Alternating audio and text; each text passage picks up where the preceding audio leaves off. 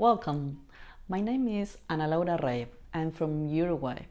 And today I would like to share with you some considerations about the importance of including Gregorian chant studies in the choir conductor's education. Based on my personal experience as a student, singer, conductor, and teacher of Gregorian chant, I consider it an essential study to know the foundations of our Western music, especially of choral music. In Gregorian chant, we find the basis of polyphony, the origin of musical notation, and of the modal system. As a song prayer, it is a source of spiritual richness and the origin of the sacred repertoire. However, I want to deepen on into these aspects. I would like to focus on the importance of the chant when working on the art of phrasing, its conduction, and also how it teaches us to think and listen to the music horizontally. To explain this, I will talk about rhythmic reasons and melodic reasons. In Gregorian chant, the melody dresses up the Latin language and follows its rhythm. This is what we call free rhythm and measured rhythm. Being able to understand this will help us to learn the art of phrasing.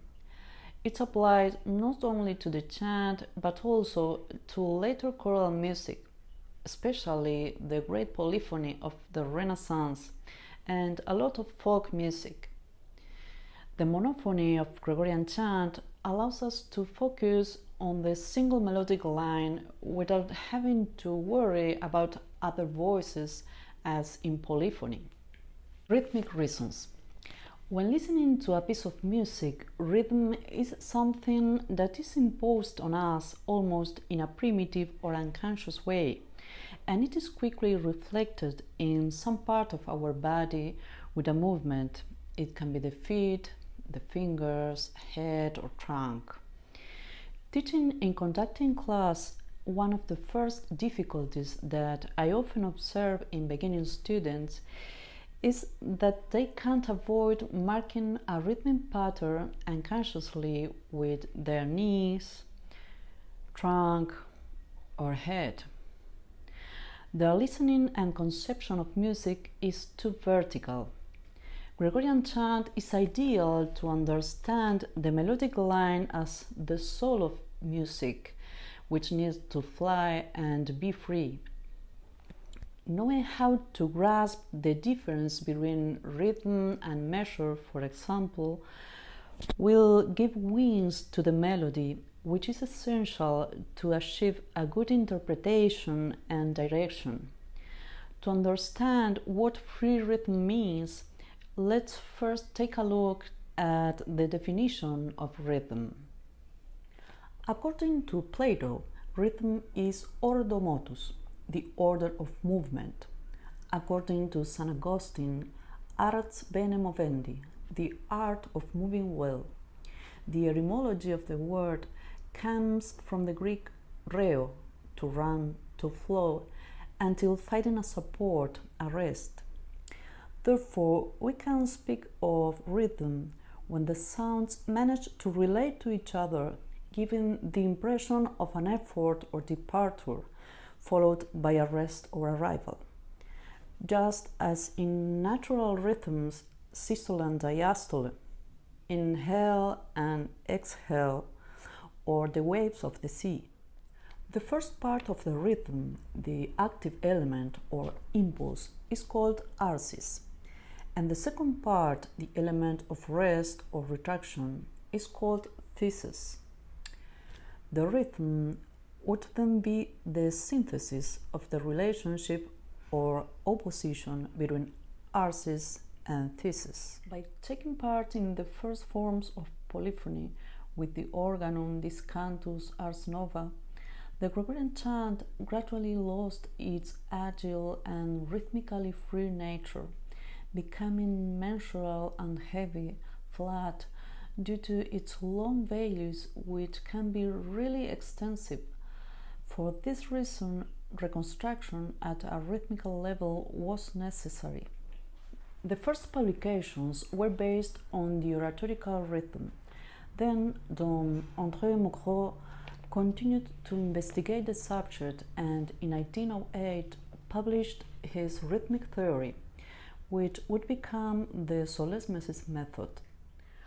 Although applying this theory is not convenient when singing Gregorian chant, studying it can be useful for the students of choral conducting to help them step out of the vertical listening and conducting.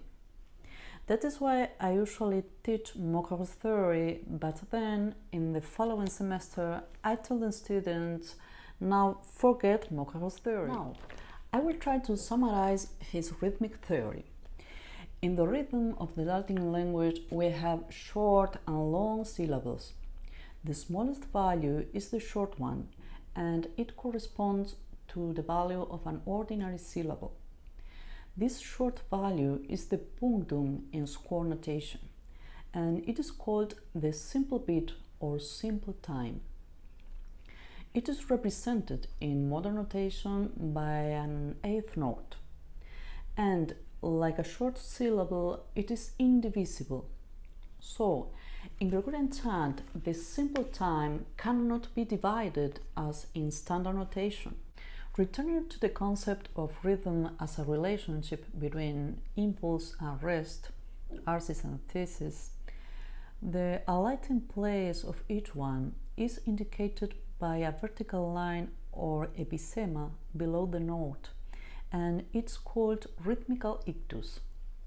Following certain rules, basically in relation to neumes and melodic movement, the rhythmical ictus will be placed every 2 or 3 notes, minimum and maximum.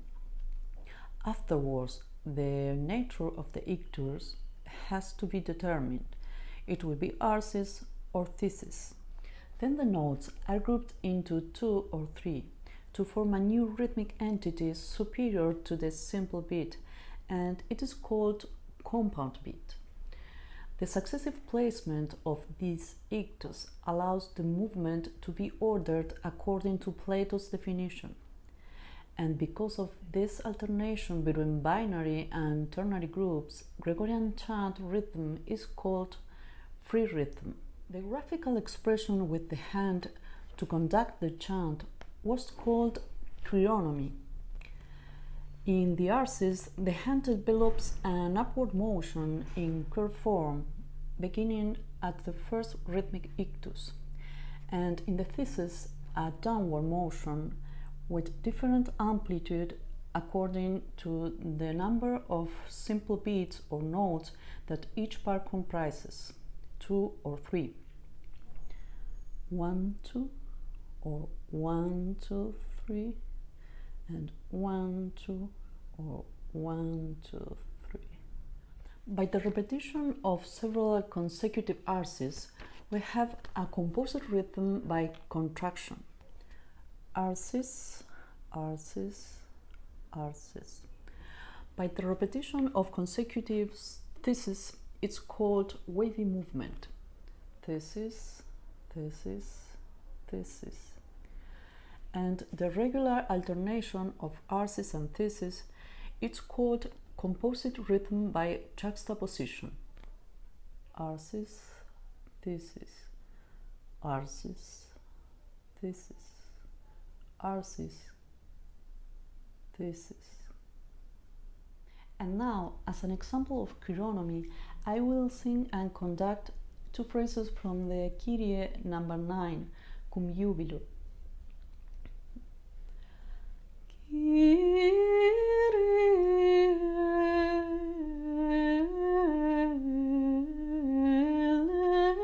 eleison,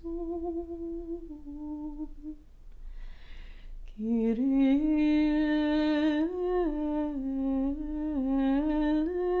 eleison.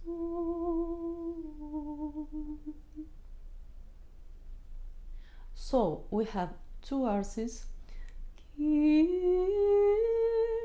and then 3 theses.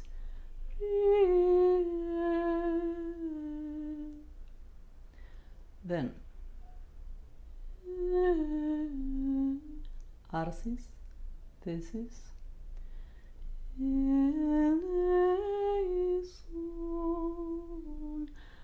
thesis, ternary arsis, thesis, thesis.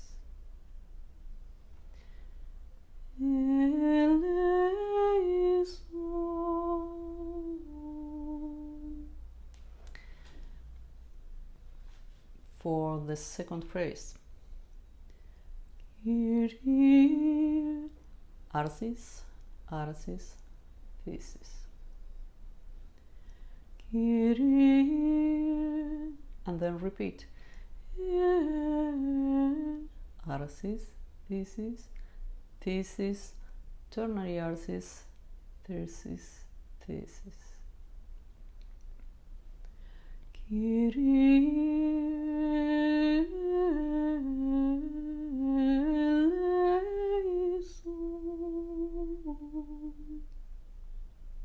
Now, the rhythmic freedom of Gregorian chant goes far beyond the random sequence of binary and ternary compound times or compound beats. It's not a matter of juxtaposing time signatures of 2/8 and 3/8 with the metric and conception of later music. What actually happened in Solesmes is that their singing was based on the sung declamation of the text and not on the rules of their method or Mokoro's theory. So, in practice, how do we approach the study of rhythm to achieve a better interpretation and conduction? We must start by studying the text as a language. Good pronunciation and a correct accentuation of the text are required. For the ancients, the accent was the anima vocis, the soul of the word, and the germ for the development of the melody. The text as a literary form. Punctuation is essential. Phrasing is the supreme law. To seek a climax and its repose or rest in each sentence. The text as an idea. We must understand its meaning in a literal and mystical sense, its context and history, and its liturgical use. In short, the message. Music is communication. There is always a message, and without it, there is no meaning. Tip 1. We must declaim the text. Everything arises from it. The simple time shall follow the rhythm of the syllable in the prosody, as when somebody speaks. It must be more flexible than a succession of eighth notes sung in perfect time. And also the gesture must preserve the rhythm of the prose. After that, if we want to progress and deepen in the study of Gregorian chant and its interpretation, we must study semiology. Semiology was born with Cardin's researches in the 60s. It addresses the reason for the diversity of paleographic signs in the manuscripts, and then deduces a more authentic and objective interpretation. The square notation doesn't take into account the fact that for the same neume, the old notations had several signs. For example, to indicate the torculus, a group of 3 notes, low, high, low, there are 5 very different signs.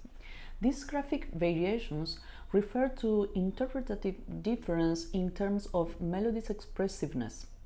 That is why it's said that the pneuma is a written vocal gesture. In addition, also in the manuscript, there are lyrics that refer to melodic and rhythmic modifications or even intensity. For example, T, that means tenere, M, moderari, C, celeriter, F, cum fragore. Another aspect to achieve the fluency that the chant line requires is to know the melody very well, to understand it. The song in the Christian church was born as the recitation of a sacred text on a reciting note called tenor note. The accent sinks to the high pitch, the final ones go down, and the jubilous procedure or melisma adorns certain syllables, often important ones. Understanding the formal structure that derives from the text is essential, but also to analyze its structure in terms of the melody. The structural notes, such as pivot or ornamental notes, analogies or parallels, repetitions, propositions and responses. In Gregorian chant, there are three types of melodies according to their ornamentation degree. Syllabic, when one note corresponds to each syllable. Ornate, two or more notes for one syllable, maybe 5, 6 or up to 10. And melismatic, when a musical phrase corresponds to one syllable. We can find, for example, 40, 50 or more neumes for one syllable. Sometimes the ornament can be found on an important word and sometimes not, in which case it happens in order to prepare the ear to pay more attention because what will come is the most important. The melisma is conceived as a musical meditation. When you want to communicate something but words are not enough, then music expresses the inexpressible. It transcends the realm of concepts. Although ornamental notes disappear more quickly from the auditory consciousness, they play a decisive role in the modal sonority, and they require to be sung with much lightness than the structural notes, as if gliding without effort as when skating. And now, as an example of melismatic melody, I will sing an Alleluia from Tempus Paschale.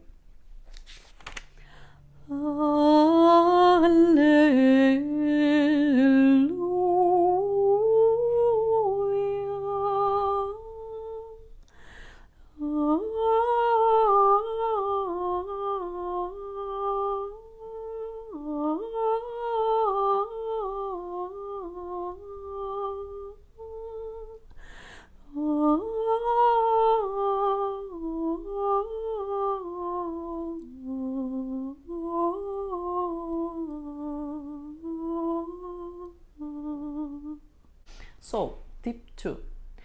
After analyzing the melody's structure at a formal and melodic level, memorize it. The conductor's task will finally be to depict that melody with his gesture. For all that has been exposed so far and much more is that I consider the study of Gregorian chant fundamental and advisable in the choir conductor's education. Well, it's been a pleasure to share this talk with you all. Thank you very much for your time.